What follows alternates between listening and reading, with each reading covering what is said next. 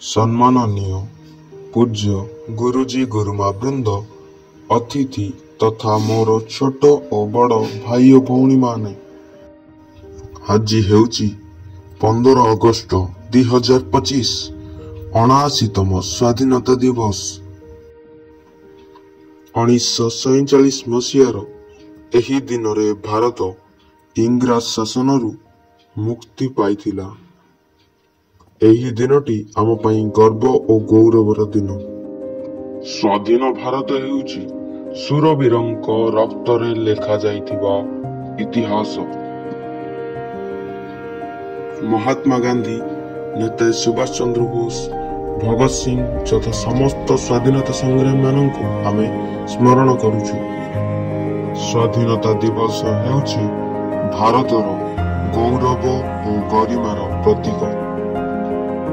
स्वाधीनता संग्रामी मानकर त्याग और बलिदान द्वारा आमको एही दिन देई जाइछन्ति। जय हिंद, वंदे मातरम होची आमर जातीय गर्जन। एही स्वाधीनता दिवस रे एकतार संकल्प आमे नै थाउ। स्वाधीनता केवल प्राप्ति नुहे, एहाकू रक्षा करिबा, मूल्यबोध देबा, उन्नति दिगरे आगुक आनिबा आमर दायित्व।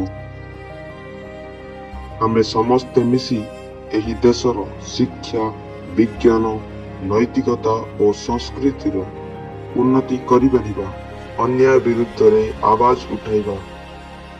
स्वाधीनता माने कौन? एहा माने भय छाड़ी निजर मत देखाइबा, शिक्षा और समानतार अधिकार पाइबा एवं निज देश पई किछि करिबा। आसंतु एही दिन रे आमे समस्ते शपथ नेबा, जाति पई काम करिबा, माटी पई गर्व करिबा और भारत मातार पई निज श्रेष्ठता देबा। जय हिंद, वंदे मातरम। धन्यवाद। एतिकी कही मु मोर वक्तव्य शेष करूअछि।